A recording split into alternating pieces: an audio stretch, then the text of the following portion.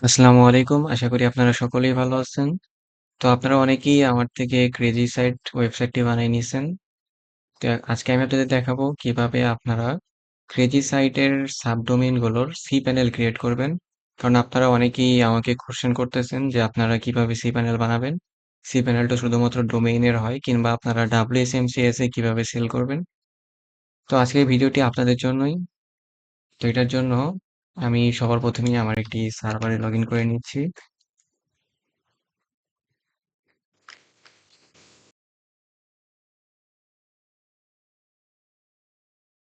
তো আমি আমার সার্ভারে লগ ইন করে নিলাম। এরপর আমি যদি আমাদের ওয়েবসাইটে চলে আসি এবং সাবডোমেইনস এর ভিতরে আসি, এখানে আমি এই সেকেন্ড সাবডোমেইনটার cPanel ক্রিয়েট করে দেখাবো আপনাদের। তো এইটার জন্য আপনারা ভিউয়ে চলে যাবেন এবং সাবডোমেইনটি কপি করে নেবেন। এরপর আপনারা আপনাদের WSM A create a new account এখানে ক্লিক করে দিবেন। এরপর আপনারা আপনাদের ডোমেইনটি পেস্ট করে দিবেন।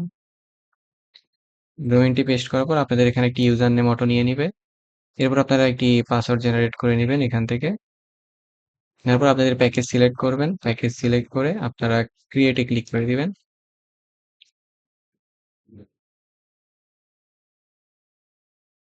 এরপর আপনারা দেখতে পারবেন আপনাদের cPanelটি ক্রিয়েট হয়ে যাবে এবং এরপর আপনারা যদি cPanel এ লগ ইন করে নেন,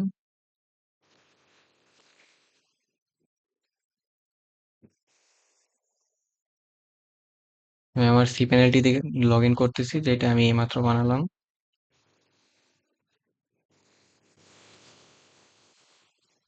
এখানে আপনারা দেখতেই পাচ্ছেন এখানে প্রাইমারি ডোমেইন হিসেবে আমাদের সাবডোমেইনটি দেখাচ্ছে।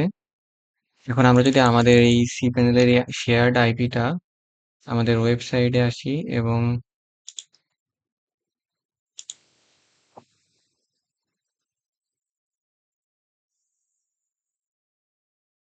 সরি, আমি এটা অ্যাডমিন প্যানেলে আছি, দুঃখিত।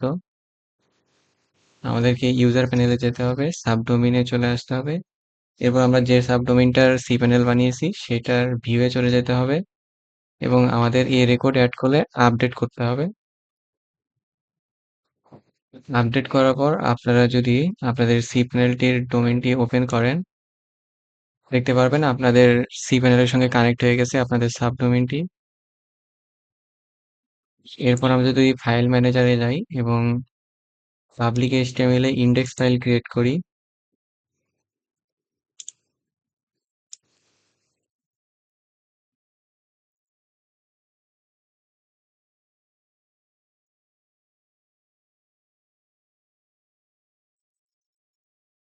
আমরা হ্যালো ওয়ার্ল্ড লিখে দিচ্ছি এবং রিফ্রেশ করে দেখতেই পাচ্ছেন আমাদের ইনডেক্স ফাইলটির কন্টেন্ট এখানে শো হচ্ছে। তার মানে আমাদের সাবডোমেইনটি আমাদের cPanel এর সঙ্গে কানেক্ট হয়ে গেছে।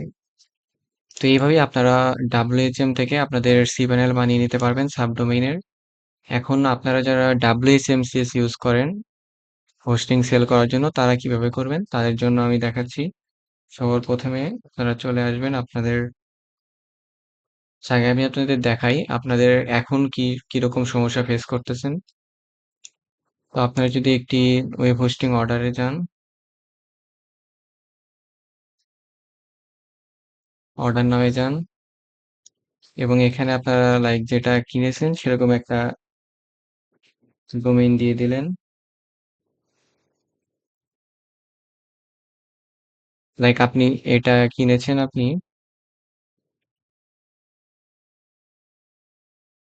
এই সাবডোমেইনটি আপনারা কিনেছেন, এইটার আপনারা এখন WHMCS এ cPanel অর্ডার করবেন। তো আপনারা এখানে নর্মালি যেরকমটা করেন এখানে আপনারা এক্সটেনশনের পার্টটা দিচ্ছেন, এরপরে আপনারা এখানে ডোমেইনটা দিচ্ছেন। দেওয়ার পরে ইউজে ক্লিক করতেছেন, কিন্তু এখানে আপনারা এই সমস্যাটি ফেস করতেছেন, তার domain you entered is not valid. তো এইটা ফিক্স করার জন্য আপনারা চলে যাবেন আপনাদের অ্যাডমিন প্যানেলে। অ্যাডমিন প্যানেলে আসার পর লগ ইন দিয়ে নিচ্ছি।